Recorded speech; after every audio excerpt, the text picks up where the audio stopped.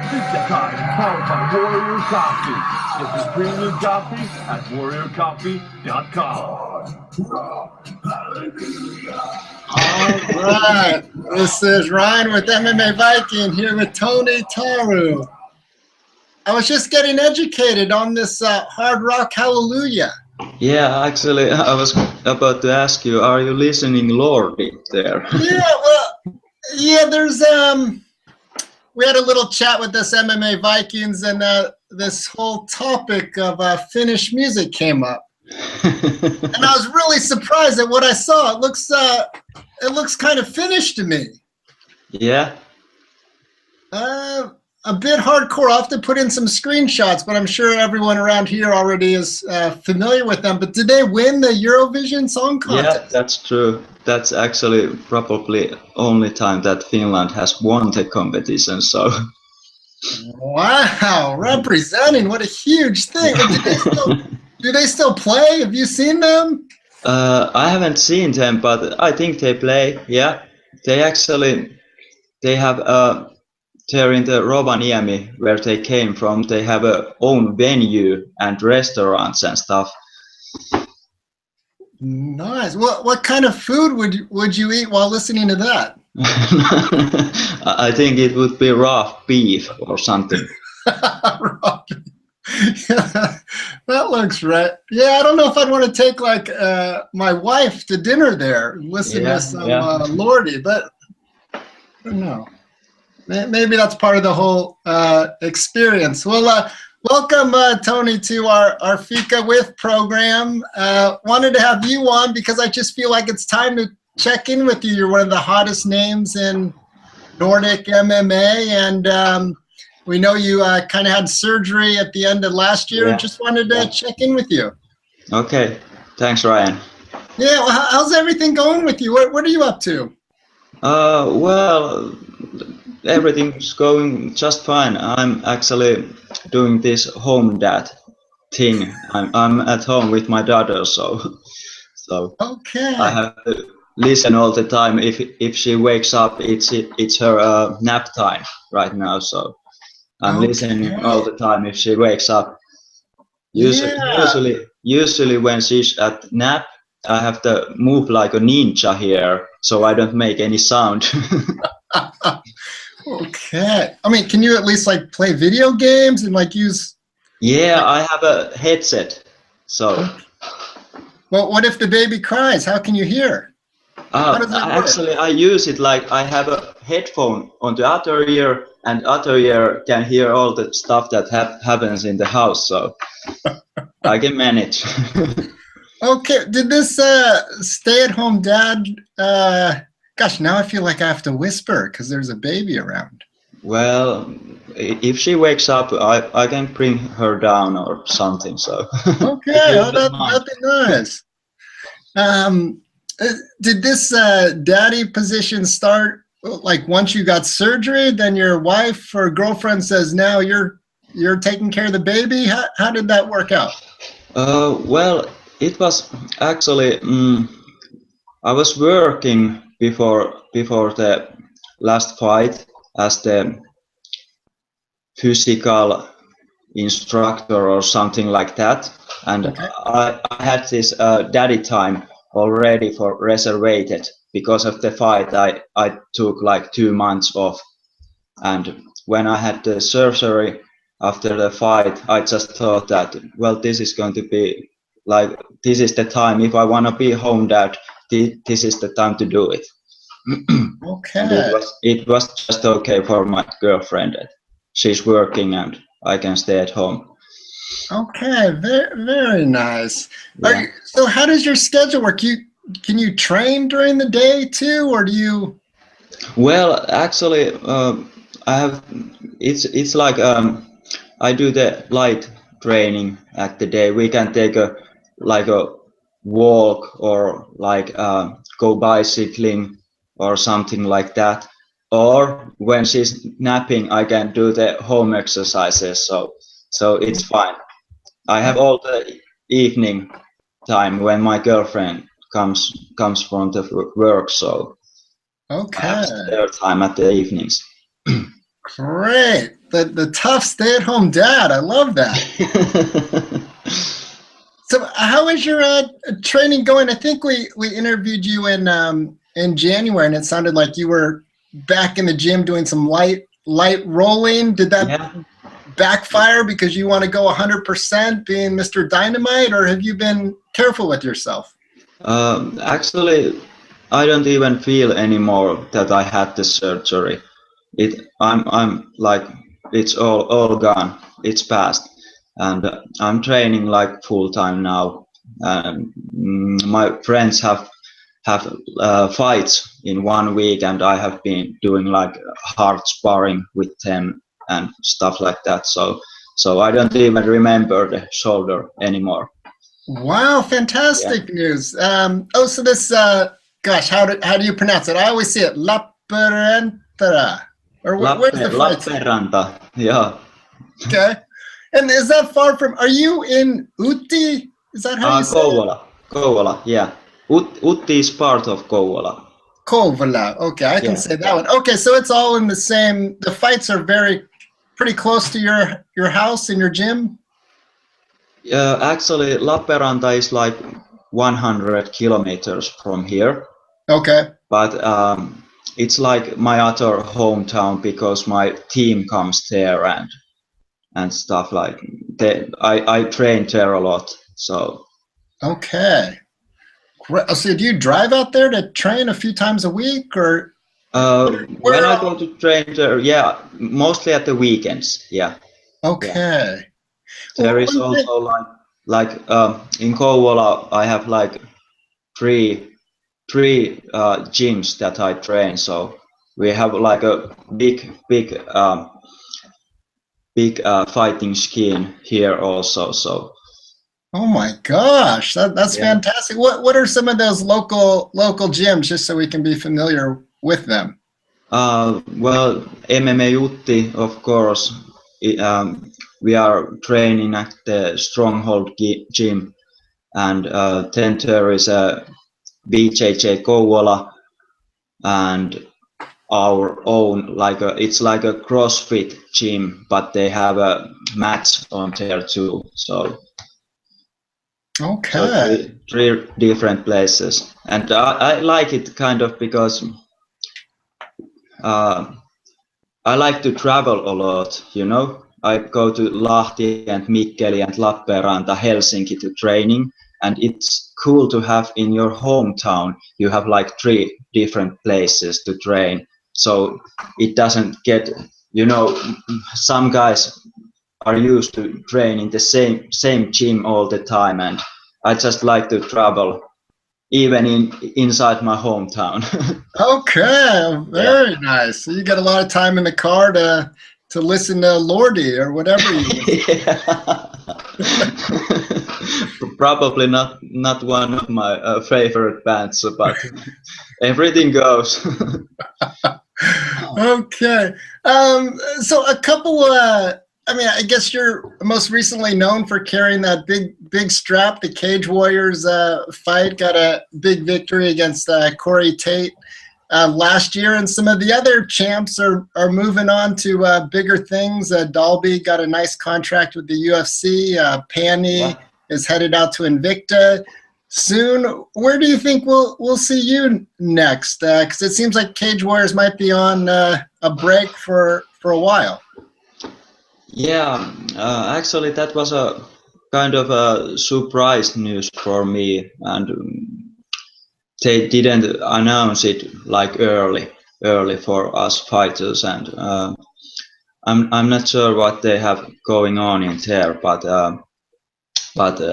well, right now it's up to my manager what he can offer to me, and I hope that I will be fighting in US or in the Japan or some of the.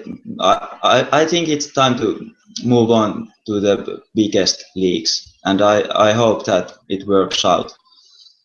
Okay, so it's up to Team East Front at this point. Yeah. For the manager. Okay. Yeah. Very exciting.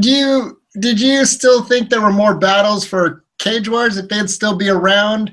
I mean, is it something that you would probably most likely be there, or did you feel like after getting the belt that maybe it's time to test yourselves against the best in the world, maybe not just the best in Europe? Well, yeah. When I got the belt, I was already, of course, I had the surgery, but I was like mentally preparing to defend it. Yeah, absolutely. And if they are putting the shows again, I can go and defend it. It's no problem.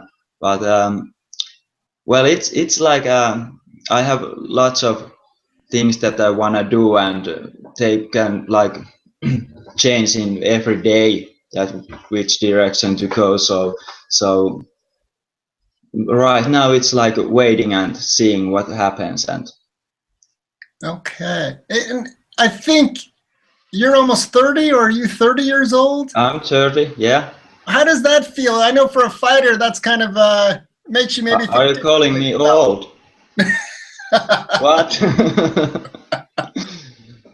Ryan, you have to remember, I'm just getting like younger every day. You are. I thought that's just Vitor Belfort gets younger every day. That's true.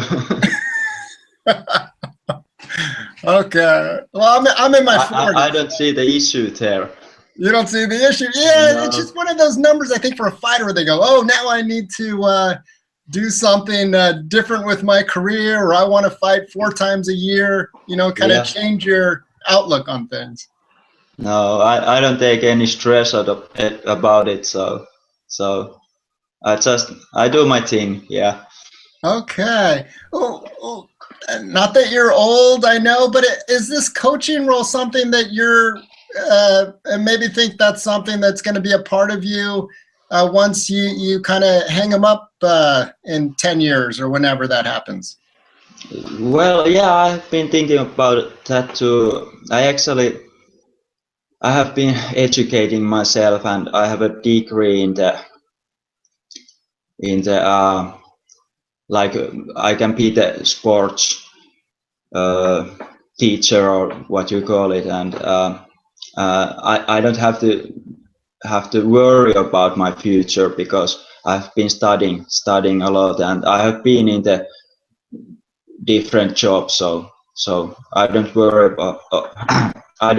about that. Okay. One thing we do, Mr. Dynamite, on this show here is we like to share a picture. And I'm going to share my picture. I don't know if you have one, but at least we'll start here. Here's my picture, if you can see it. Okay. All right, a little old school. I think I took some pictures. What's that? Did you take that picture? Yeah, I took several of these at Royal Arena when we first met, I think in 2012. Yeah, I remember. That was actually first time that you made interview with me. Yeah. Yeah, and it was I think it was a bit strange because we didn't expect. I think a couple of Finnish guys. You and Toni Marttinen were there at a Royal Arena in Denmark. What do you remember? I think you were just starting your winning streak back then. Weren't really a big name like you were then, but when you see that picture and fighting in Denmark, what do you remember? Well, that was actually my debut in the approach, so it was absolutely like a big fight for me. And in the beginning, I have been telling my manager that I wanna fight abroad. Doesn't matter where, it can be Europe or wherever, but I wanna fight in the abroad because it's a thing that I kind of like to be the underdog, in the hostile territory. I love it. And that was one of those times that actually it was my opponent's the matchmaker was on my opponent's corner, so I was looking like, what the hell? Yeah, I remember when you won, and I think Tommy won too. There wasn't much applause for you guys. No, there wasn't. There was like all the Denmark and 2 Finnish guys fighting. Yeah. Oh, well, that's great. So that was 3 years ago now, and since that time you put together. I'm going to try to count them. Your Sherdog page looks great, by the way. It's just it's all green. You know? Oh, sorry, what? Your Sherdog page with your fight record. Yeah. It looks great because it's all green. Yeah, I know. 10 straight wins. Yeah. But I think the most impressive thing, look at how many submissions. 1, 2, 3, 4, 5, 6, 7 finishes. Yeah. I love to go for a fight and try to finish it, no matter how, but I always go for the finishes. Yeah, and it seems like every time, I guess now when anyone writes about you, and I guess you're always in these like best fighters for the UFC to sign outside of the UFC. I guess you'll be forever known no matter what happens. You're Gogo Plata against Schwartzner, right? Yeah. I mean, that comes up every article. Yeah, that was sick. Is that one of your go-to moves? I know kind of on your back, you're a master, and you finished obviously on top several times too. But what do you think on the ground are some of your specialties? Is that a go-go plot is something you get in the gym all the time, or are there other moves that you've wanted to try to? No, actually, I have lots of moves, and maybe it's just that in the fight situation, I always try to keep myself calm, and that Coco Plata actually came just before my opponent Emil. He hammered my head like with elbows, and he broke half of my face, and still I can keep myself calm, and I saw the opportunity and just think about it like, hell, let's try it. That was it. Was there any attitude change for the Corey Tate fight? I mean, you were slugging in there. Like no one would even think you were a grappler. Did you do that for fun, or was that part of the strategy? Or why did you decide to just kind of throw hands and kicks throughout that fight? Well, actually, if you look back to my fights, when I first started as amateur, I was like a stand-up fighter. I didn't know how to grapple, and when I had these couple of losses, I just decided that that's something that I have to work on, and I have been working ever since my grappling and clinch game and stuff. But the punches and kicks, elbows, they have always been there. And if you watch some of my fights, you can see that actually I love to punch and love to throw those hits and wait for the opponent's mistake and go to submission after that. Okay. So I didn't do anything specific stand-up training for the Corey fight, but it was just how it went. I like to soften my opponent first and then go to the submission. Okay, so it must have been nice to have 25 minutes to know that. Yeah, I had plenty of time. You got a lot of time to soften. Was your stand-up game like something you used to test out as a kid, like in the schoolyard? Were you like a kind of a feisty guy when you were growing up as a kid? No.